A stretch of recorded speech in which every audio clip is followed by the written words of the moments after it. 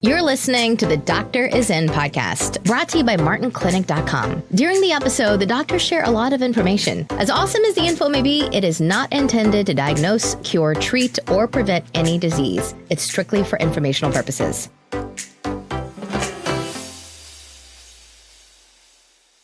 An anonymous person asking if you have any recommendations to curb sugar cravings. I'll let you start with this, Dad, because you talk about this all the time. Yeah, I mean the best recommendation and the one that works the best is to you see, cravings usually, the food industry is unbelievable how they have hooked us on crappy carbs, crappy oils, and crappy sugar, right? And because those foods have very little nutritional value, lots of calories, but very little nutritional value, you set that up. You're being set up to crave foods.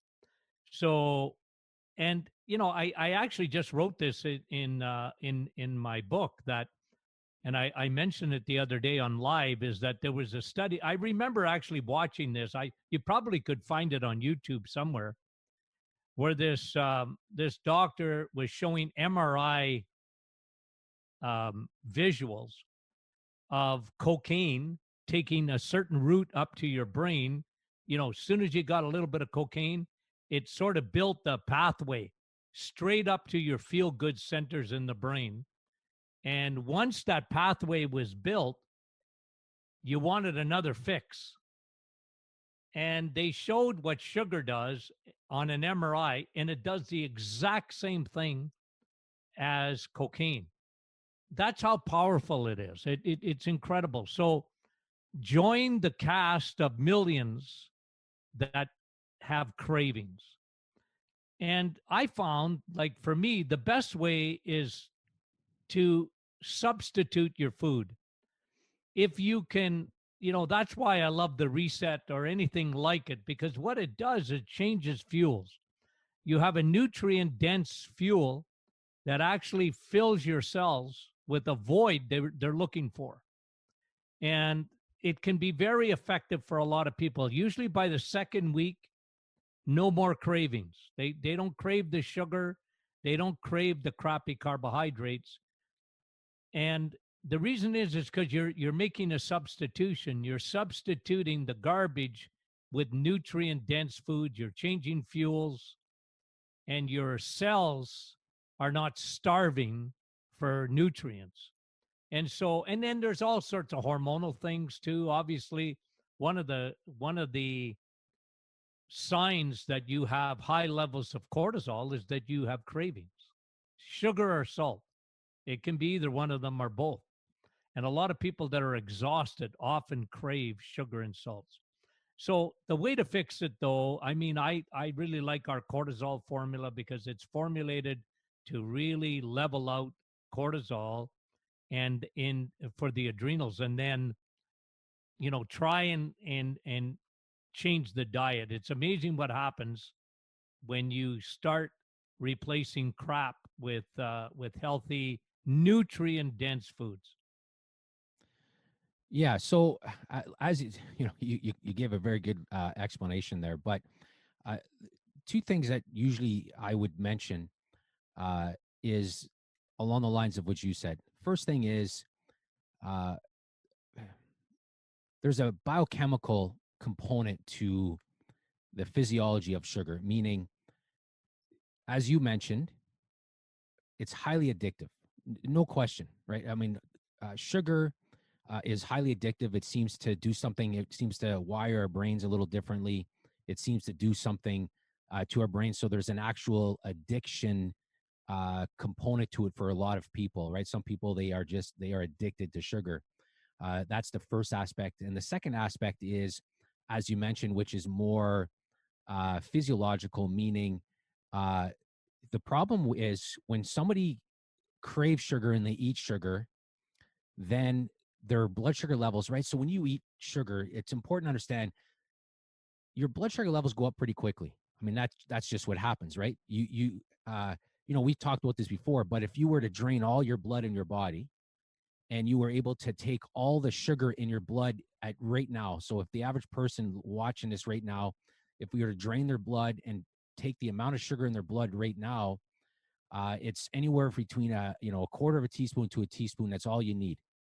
So it isn't much.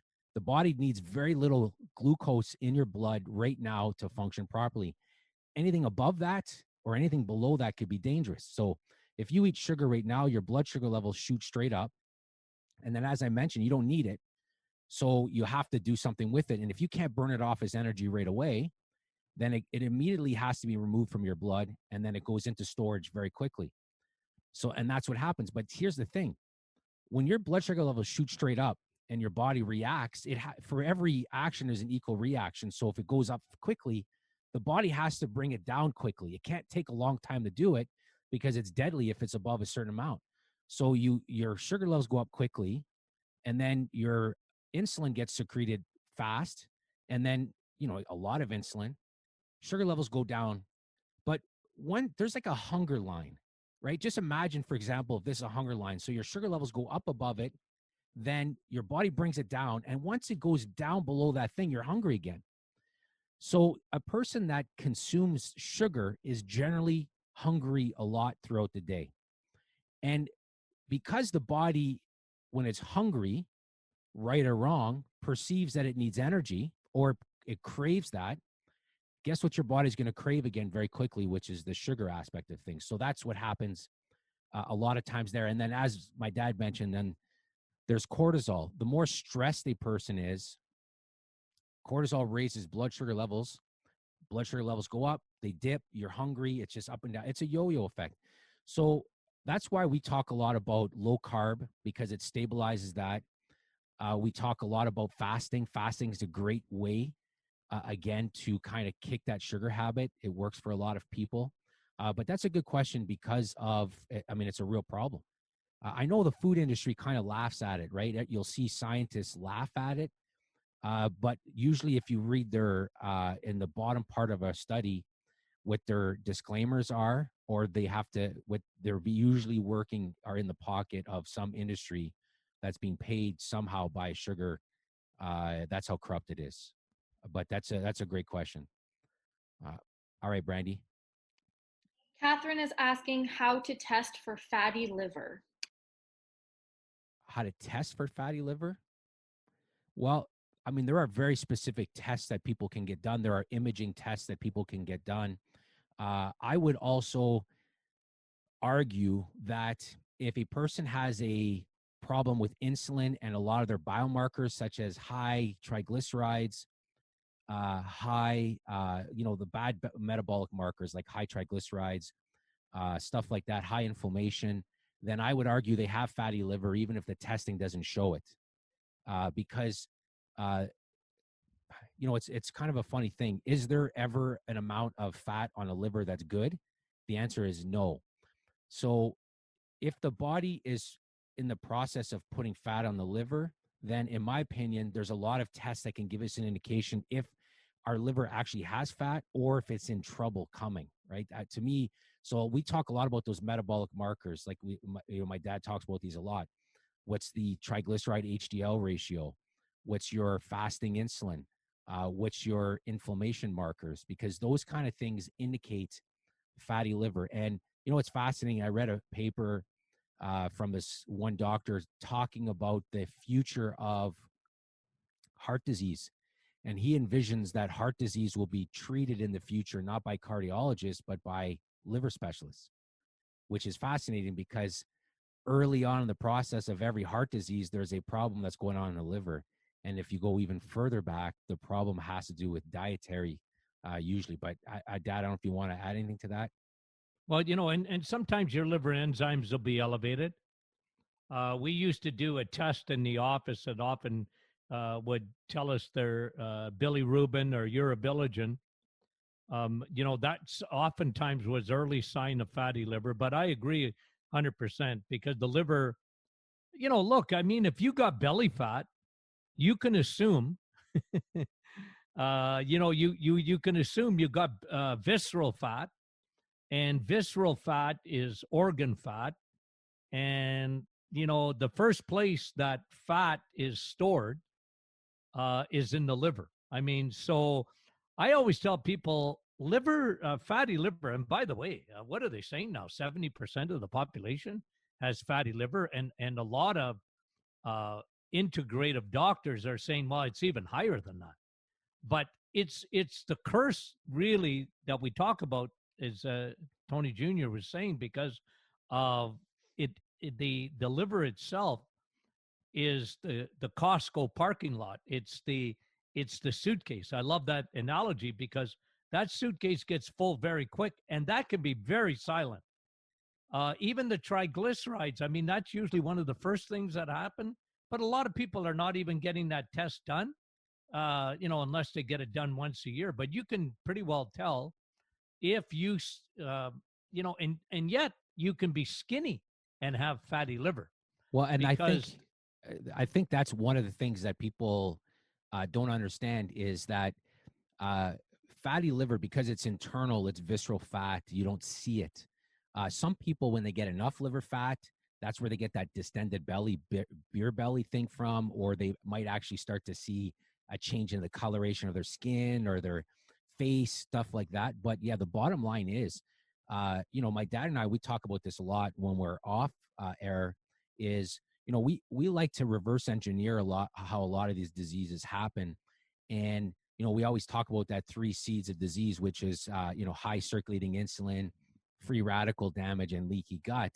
And then that leads to inflammation, and then inflammation leads to a lot of diseases. But if we were to put one step between inflammation and a lot of these diseases, it would be liver fat or fatty liver disease. So a lot of times what happens, if you think of the impact on the brain, but especially cardio wise, like the heart, a lot of these things, from inflammation to disease, there's some kind of liver fat in there, which is why we talk a lot about liver fat, because again, that is one step closer to disease for a lot of people. Liver fat indicates there's a metabolic issue going on, to the point that the body now is putting and packing fat on the liver. So again, now we could talk about reversing fatty liver. The good thing is, with reversing fatty liver, it's very straightforward. You have to deplete the liver of the fat that's stored on it. You have to deplete the liver of the glycogen, meaning low carb. Yep. If you could do a metabolic reset type of thing that my dad is writing about and talks about, and we talk about a lot in our Facebook group, then that's the best way. Low carb, ketogenic, the best way. There's no question. That's how you deplete the liver very quickly of that fat that's around it. That's how you bring your triglycerides and HDL ratio in order. That's how you do it. So that's what we would say for that. one Okay. thing too, and Brandy, I don't know if you see it faster than I would, but we did a podcast. I think it was called Fructoholism, and that was in children. You see, one of the worst sugars is high fructose corn syrup, and most kids, it's not that even they eat that high fructose corn syrup, is that they drink it either in drink boxes or the fruit drinks or Gatorade or whatever kids are drinking. And what happens is that goes directly to the liver. And it's like alcohol, right? Alcohol, don't pass go, it'll go directly to your liver. But this is non-alcoholic fatty liver, and that even children, because of the amount, what was it, the statistic? I think they're up the consumption of fructose is up 300% in the last 20 years. And your liver was never made for that kind of an onslaught. And these children, what is going to happen down the road unless we turn the ship around? I'll tell you, it's like that liver is such a primary organ. Yeah, and that's why we do talk about it so much. All right, go ahead, Brandy. C. Ham would like to know if you can chat about hot flashes and night sweats in post-menopause. Hormones. Yeah, the hormones. I love how people refer to that in the Facebook group. That's it's a funny. So a couple of things. So when somebody is postmenopausal and they're still getting night sweats, and they're still getting it's a night sweats and hot flashes, Brandy. Yeah. So Yes. if that's the case, then again, you have to look at it strictly from a hormonal standpoint, right? That is a problem with estrogen dominance. Now, people are always like, well, wait a second, I went through menopause. How can I have too much estrogen? Don't I have too little estrogen? And the answer is very straightforward. When we say estrogen dominance, it has to do with the relationship it has to progesterone. So you can have very little estrogen, but if you have even less progesterone, then you have an estrogen dominance. It's just the ratio of one to the other. So a lot of women postmenopausal still have a lot of symptoms of estrogen dominance. That's usually the place to start. Usually you have to fix that estrogen dominance because that's what's causing the symptoms. Hot flashes, night sweats, all those kind of things. That's an indication of an imbalance between estrogen and progesterone. So that has to be corrected. So that's that's the number one place to start for that. I don't know if you have anything else to add to that, Dad. Well, that's why we love our menopausal formula, even our hormonal formula with DIM knocks down, it levels out your estrogen. There's a huge connection again with food. And a lot of women, postmenopausal or even menopausal women, find that when they watch their sugar content, where your hormones are created, the vast majority are created within the liver, and cholesterol is important to transport those, to transport those hormones. So you want to balance out your diet, lower your inflammation markers in the body. It's amazing how that can really be beneficial. Food is a big thing too. So, when you clean up the diet, it really helps. All right, go ahead, Brandy. Rita says, my husband can't take supplements, just fish oil. In the past, he would get nosebleeds. Is that normal? He's weird, Rita. Yeah. So he can't take any supplements? Just fish oil. Huh. Um, yeah, that's interesting. Boy, uh, he gets nosebleeds from taking supplements. I would think that has to be coincidental. I mean, I can't think of any reason why a person would be unable. If you look at what's in a supplement, there are so many different nutrients, and realistically, whenever a person says they can't take supplements, it's like, well, how do you handle digesting a lot of the foods then? Because at the very basic building blocks of a lot of these supplements, they come from food. They come from plants. They come from, that's where they come from. Yep. So it's one of those things that it's like a nosebleed. If you, yeah, that's interesting. Now, and yet he can take fish oil, right? Yeah, and that's what I'm saying. And they're all different. That's usually one. Well, for some people, that's a harder one to take. Yeah, because they have to actually break down the fat, right? If they're taking a fish oil, they have to, at least to a certain point, they have to be able to break down fat. So that's why a lot of people take fish oil with food. Our DHA, most people have no issue with it. They don't have any of that fishy taste or nothing. They don't burp it up. It's just because it's a high quality one. But so what's the question specifically? They can't take supplements. So what do they want to know? They just want to know if that's normal that he gets nosebleeds. No, that's not normal. No. I've never heard that. No, neither have I. I can't think of 46 years. No, I agree. I can't even think of that, like consistently take a supplement, get a nosebleed. I can't. That's not normal. I can't think of why that would happen. It's, again, there's so many different aspects to supplements. You think of all the nutrients. So if he takes a B12, same thing. If he takes there's the liquid vitamin D, Rita. I'm asking questions to her, Brandy. Maybe you could ask her. But if he takes a liquid vitamin D, for example, with the vitamin K, would he still get a nosebleed? Yeah, so those are the kind of questions I would Anyway, like to yeah, just to kind of assess that further, right? There's be a lot of questions I would have just to kind of get a better handle on that. But I mean, listen, but uh, that's not no. typical at all, at all. Boy, I had bled out a long time Oh yeah, ago. same. I'd be dead every morning. If you look at the supplements I take, I mean, I would need a blood transfusion every day.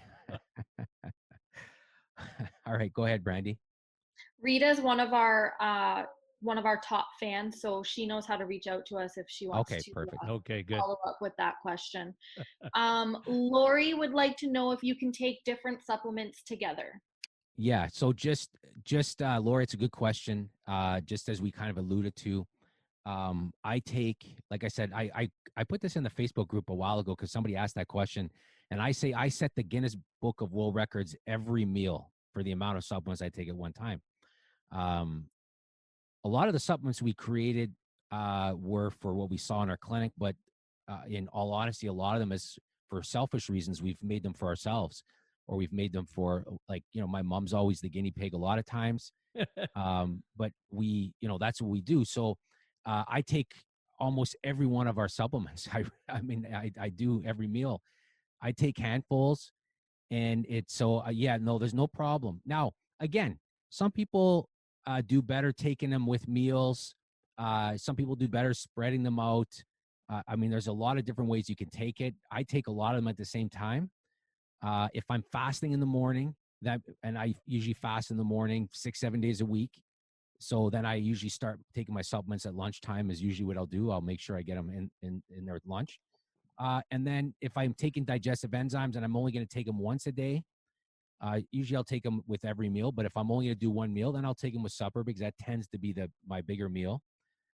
So that's how it works. But yes, there's no problem taking it together because if you think of it's in a steak, for example. A steak's a superfood. It's loaded with nutrients. They got all those nutrients inside of them. So, I mean, if food just comes packaged with a bunch of nutrients, taking a bunch of supplements, it's kind of the same thing. So I Yeah. wouldn't worry too much about that. Yeah, and my little tip is I take vitamin P with it too, peanut butter.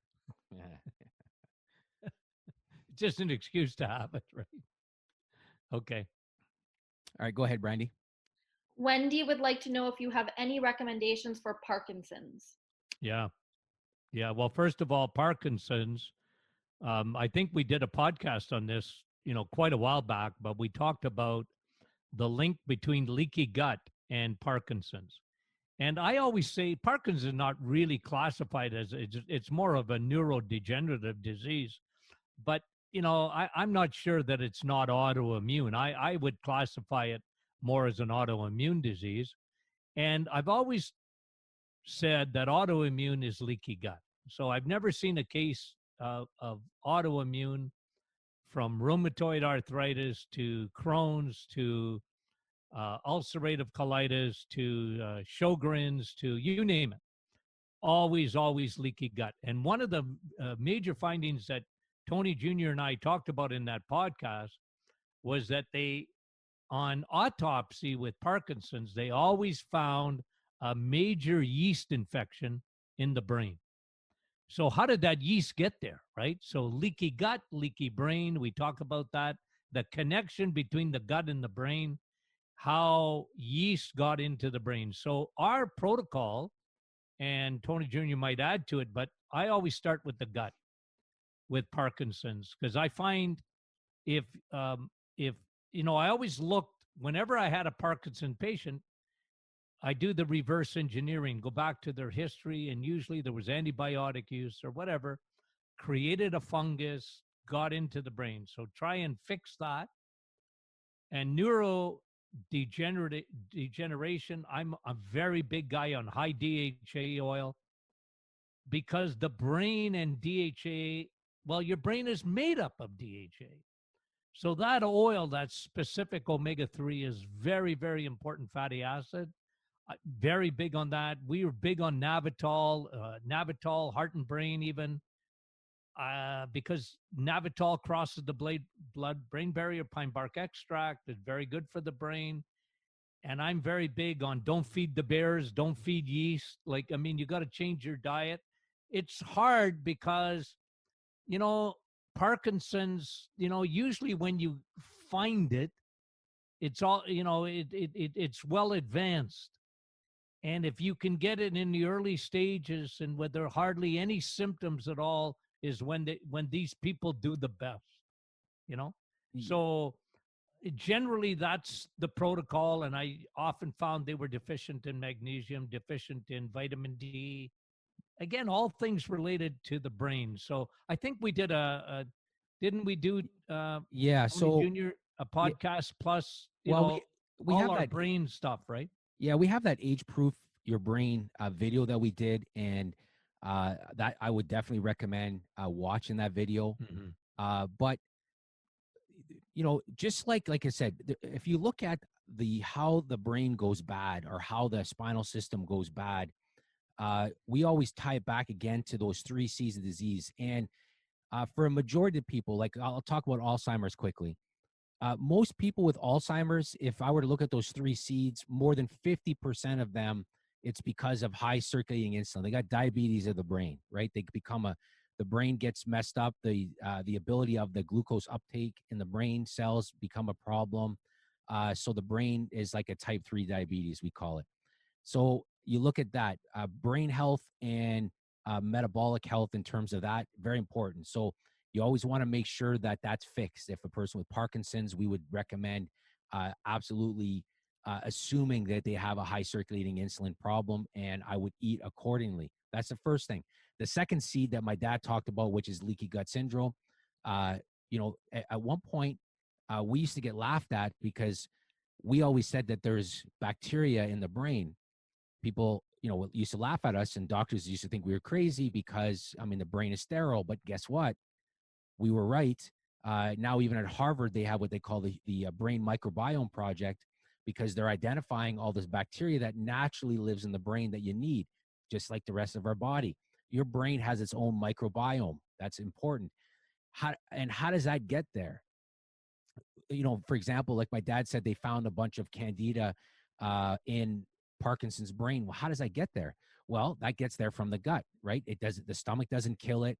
The gallbladder doesn't do its job. It gets into the bowels. Then you have leaky gut. It gets into your blood. Then it gets across that blood-brain barrier, which, interesting enough, probiotics and, your microbiome make sure that barrier is strong.